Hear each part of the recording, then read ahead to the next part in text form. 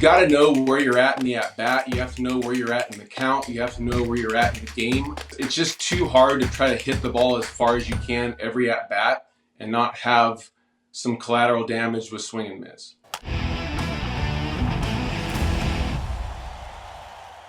Brant Brown, longtime part of the game, including many hitting coach, offensive coordinator stops, the whole deal. And last stop was with Seattle. Brant, great to have you on. How you doing? Doing well. Happy Friday, gentlemen. Happy Friday. So let's obviously start with the relevant moment here of the Mariners hitting a tailspin offensively, letting go Scott Servais, who you just worked with. What was your take on that? And then we'll get into, personally what happened with you a few months back as well. I mean, it's a consequence if you're a coach in this league. There's always a possibility of that happening. I really didn't even know about it, and I started getting some texts, some calls. It's unfortunate, but like we all have bosses, and in this game, if someone that is your boss doesn't think that you're doing what needs to be done, like they have that right. It's not fun. I don't wish it on anyone coming or talking from experience, but at the same time, Jerry obviously thought that they needed to do something different. They had been having a rough time the last couple months, and like it is what it is. Before we get into exactly what happened or what you want to say happened and everything, what's the right way to do it? What's the right way to do it? You've been fired as a player. You've been fired as a coach. You went to the playoffs with the Marlins, and then you went to another job. You've chosen other jobs. What's the right way to do it? Because a lot of the flack right now is the fact that Scott Servais found out about it on his phone and not from a phone call. I mean, yeah, that's probably not the right way to do it. I mean, that's just my opinion. But yeah, having a conversation prior to someone, and we've heard about these stories before, right? It's like before you get called in or you get talked to face, you end up finding out.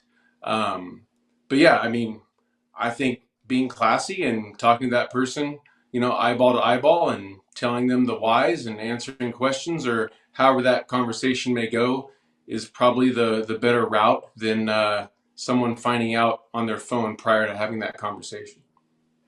Okay, wait, Brent, I'm confused because when you first came on, you said that you found out about you being let go. Didn't you say you heard about it before you met the? Oh, okay. I was like, wait a second. There seems to be developing a pattern here, and it's not real good if you're a Mariners personnel. Don't check Twitter until you get a phone call. Okay, guys? No, mine was straight up. Mine was straight up. Okay. That makes me feel a lot better. Yeah, I knew what was happening. Took my medicine and got my stuff and walked back to the condo.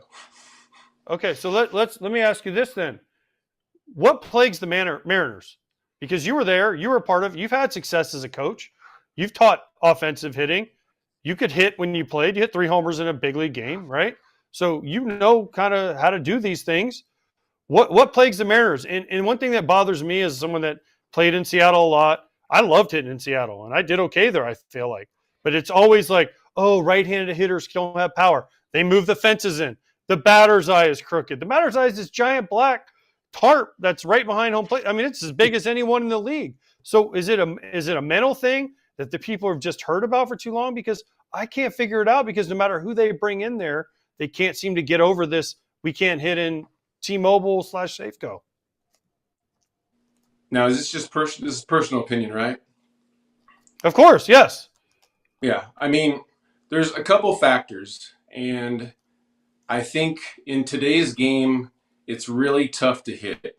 I mean, you have these pitchers that have really good stuff. They have velocity. They're throwing multiple pitches. They're playing this giant game of keep away with strike to ball and ball to strike on both edges. And then they'll go north-south on you as well. It's really tough to hit. But I think for me personally is one, like you have to be dedicated to what you want to do at the plate. 2, you need to have terms of your at-bat, which means that we're all going to evacuate the strike zone at some time. It's just not logical to say that every swing that we take is going to be inside the box, but having terms of your at bat basically means that if you do evacuate the strike zone, it's going to be to your strength. And if you swing and miss, it's going to all be in closely to one spot as you possibly can, rather than, all the misses and swings coming all around the strike zone. And then 3 is like, you've got to know where you're at in the at bat. You have to know where you're at in the count. You have to know where you're at in the game, and be able to use the whole field and downshift and take your singles, because it's just too hard to try to hit the ball as far as you can every at bat and not have some collateral damage with swing and miss. Is that hard to get across to big league hitters who want to keep their job in the big leagues and see what pays them and what doesn't pay them? Yeah, it is hard, because that's the thing, right? Is like the game rewards, guys who put up really good numbers. So for me, it's like, one, I just always used to say is like, slug is thrown, it's not hit. And 2 is, if you can get 9 guys in the lineup, and this is the one thing that, you cannot quantify, right, is chemistry and a team's conviction. So we all know that being selfless is probably the right way, but you really only have to be selfless like when you're up there. So if you're giving when you're up there, which means if there's a guy on second, there's nobody out, you're just going to get him over no matter what. If there's a guy on third with less than 2 outs, is like, it's not always going to occur, but your intent is to get the point, because you never know what point that's going to win the game, right? You never know what run that you score is going to end up winning the game. But if you do that, and everybody does that, is you give in your at bat when it's needed, but then you have 8 other guys also giving to you, in their at bats when it's needed. So it'll come full circle, but it's tough to get that across because they don't get paid for that, and you can't quantify it, when you go to arbitration or you're negotiating a contract. Was this communicated? Because on this show, Cameron Maben played under Scott Servais, played in the organization. We talked about Seager's comments from years back about Dipoto. Was this communicated to the hitters from a top to bottom status? And you were the top. You were the offensive coordinator. You were holding signs up saying, blue 42, blue 42. Like, do you feel like there was a significantly distinct line of communication, or was there blips and other people saying other things to block that communication? I mean, I don't necessarily think it was blocked. I mean, this was my first year coming back to the Mariners. I had been there prior to leaving to go to LA. And that's kind of where I kind of got this system or this idea. Robert and I, Robert Van Scoyoc, who is in Los Angeles, we brought something in that was very successful. And I think we all do know at the end of the day, talent's going to prevail. The better talent you have, the better chances you have. But running this system over there for 5 years and, being in the playoffs every year and having that experience, and then being able to go to Miami, and pretty much you had to taper it a little bit, obviously, but running kind of the same system, and the guys were convicted.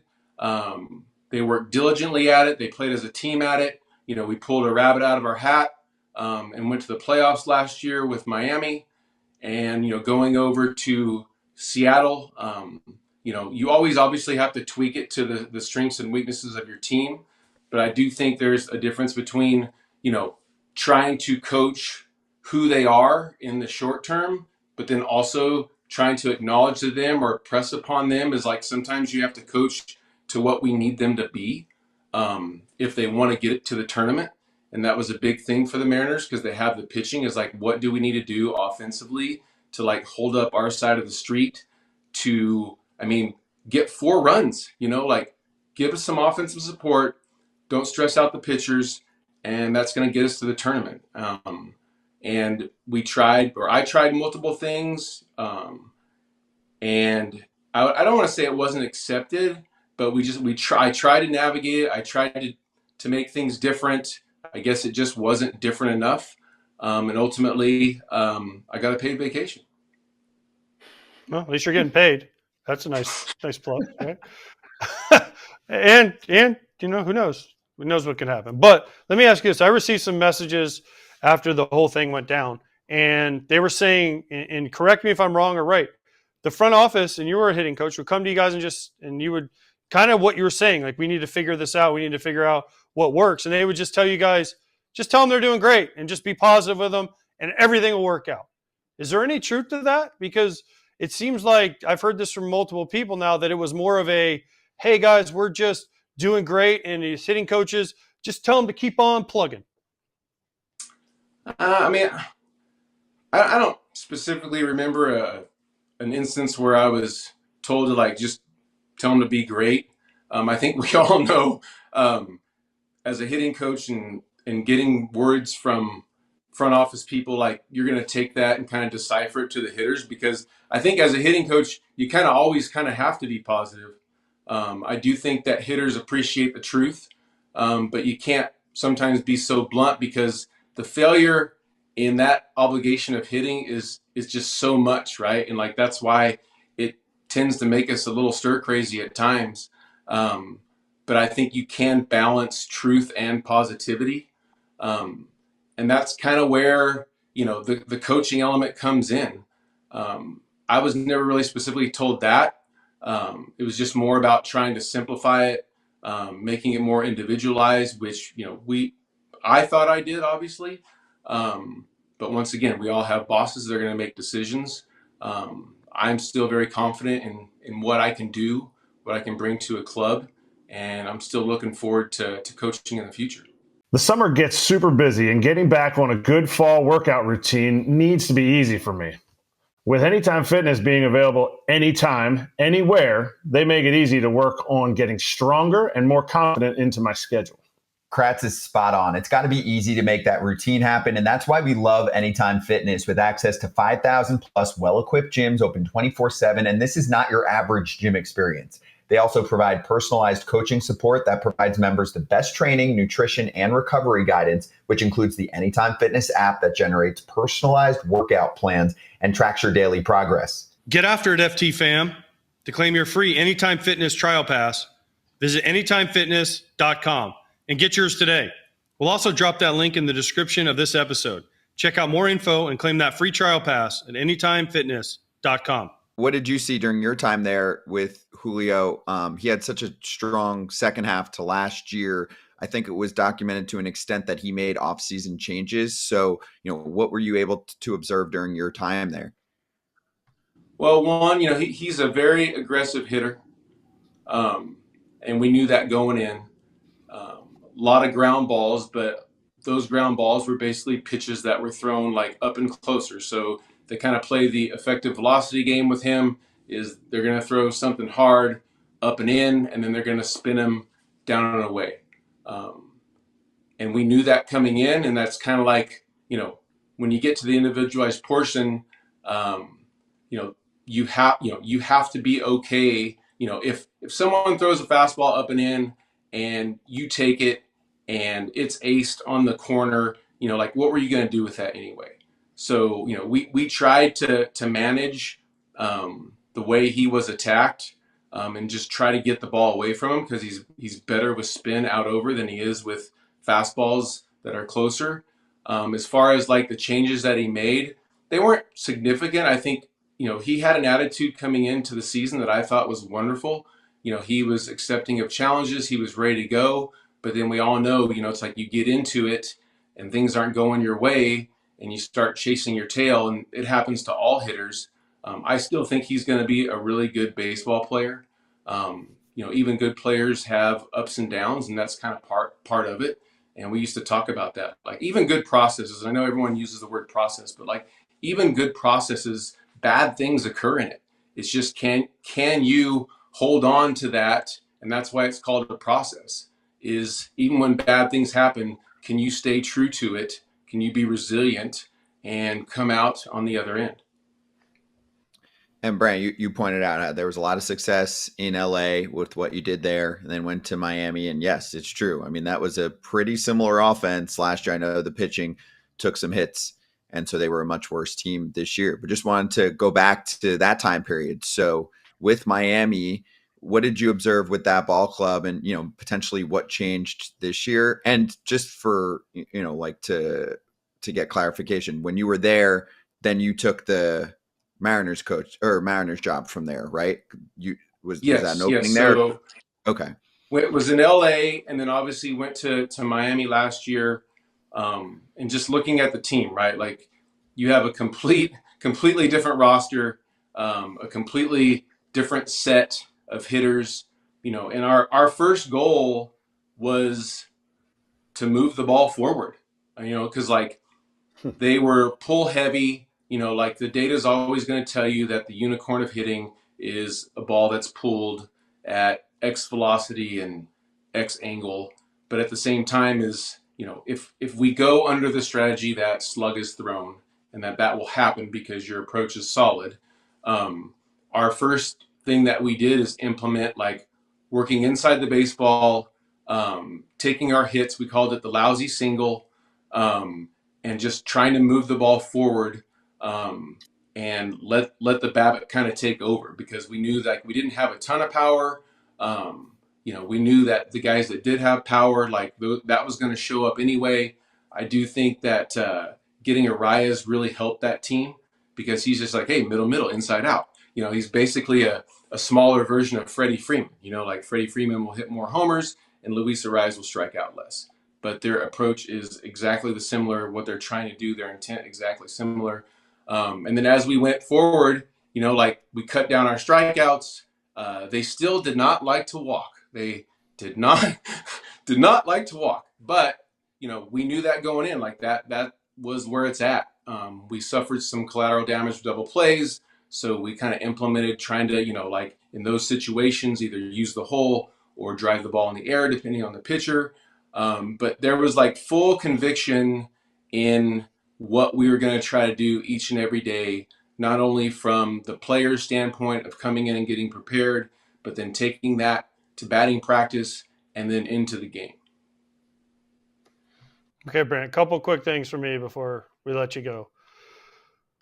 One, who was your hitting guy?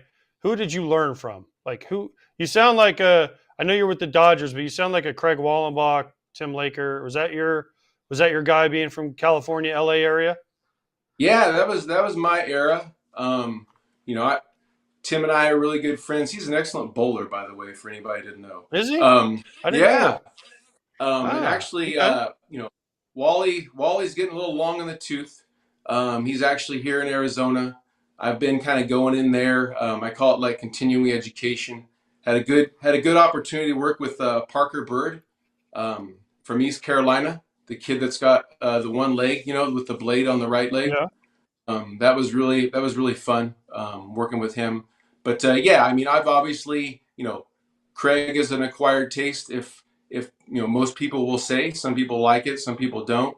Obviously like Robert, Tim, myself, we've kind of implemented our own strategies. But that was the start of the tree for me. You were correct. Nice guess.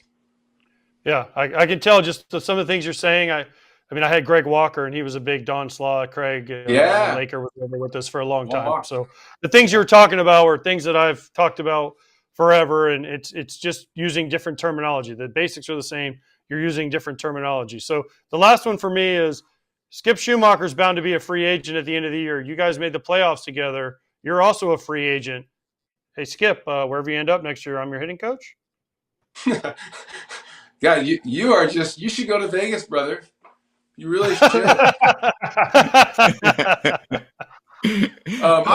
I love Skip. We're kind of like two peas in a pod with our attitudes and our kind of like our grittiness as a coach. And I would love to work with him if that ever came about. It would be fantastic. Like me and him, we got along. There was a lot of times where he would come in. It's like, hey, like, I'm going to talk to the guys about this. I'm like, look, I already had it written down. It's it was very pleasurable to work with him. And if that opportunity came about, I would be thrilled. Just one stipulation. John Jay can't be on the staff. That's it. Okay. No John Jay? No John Jay. That came from Scott Braun, not me. Okay. No, AJ and John played together. I know John well, so those two like to give each other crap. So, and Jay watches the show. Great shoe game. Oh, yes. Can ride a skateboard better than you think. Facts. Yep. And listens to music everywhere he goes. Yep. He's cool. Yeah, but that's not getting anything done at first base. I need a tip. I need a tell. I need a shoulder tip. I need like a double breath or as soon as he comes up, you go. That's what I need, not his shoe game. Hey, he's got that too, brother. He's got that too, Chris. Okay.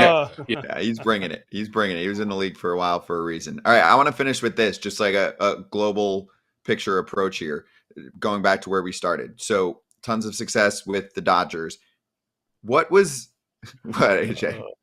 John Jay just texted me and goes, wow. Literally, I wish I could show you this, but that's John Jay. He just texted me, wow.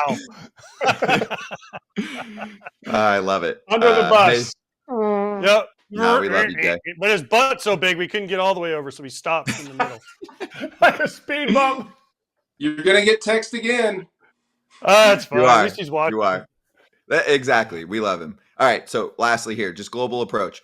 From LA to Seattle, a lot of fans in our chat are asking us, what are some of the differences to know about, even from a front office perspective? For fans to understand, is it so simple as LA has more resources to pick up certain players, or is there more to the story? You know what I'm saying? Like, what is structured there that produces consistent winning that maybe doesn't exist in other places, besides saying, hey, we can buy Ohtani, Teoscar Hernandez, and Tyler Glasnow, et cetera, in the offseason? I mean, I think it's just a difference in how each team perceives, what direction they're going to go in and like the principles that they adhere to. Obviously, LA has a lot of money, but at the same time, I think it's just more about the infrastructure and the principles and direction that each team values, and then how they allow their coaches to coach. And do they adhere by those values? Do they challenge those values? Which either one of those isn't bad. But at the same time is like everyone being on the same page, understanding that, like you're going to have good times, you're going to have bad times. I think, like you were talking about with everyone, it's like every team goes through streaks, man. You're just like, oh my, they're so hot. They're the best. And then all of a sudden it's like, oh my gosh, like they lost 6 in a row. These teams, now this team's hot and it's catching up. That's why baseball's, just so intriguing and so fun, not only to watch, but to coach as well. But I think that's just the main thing. It's just, what do they deem important? How do they go about it? And then obviously, what kind of resources do they have to make that happen? Perfectly stated. This was awesome, Brant. Really appreciate the time. Great to have you on, and really good perspective. Obviously, I've heard a lot of great things about you in the game for years. So thank you for jumping on and chatting with us. All right, boys. Thank you so much. Appreciate it. Hey, everybody. Be sure to like and subscribe for more content. We're back here every weekday, all year long, so do not miss an episode. The videos are coming in all day. Here's another video you might enjoy. Baseball the way it should be covered.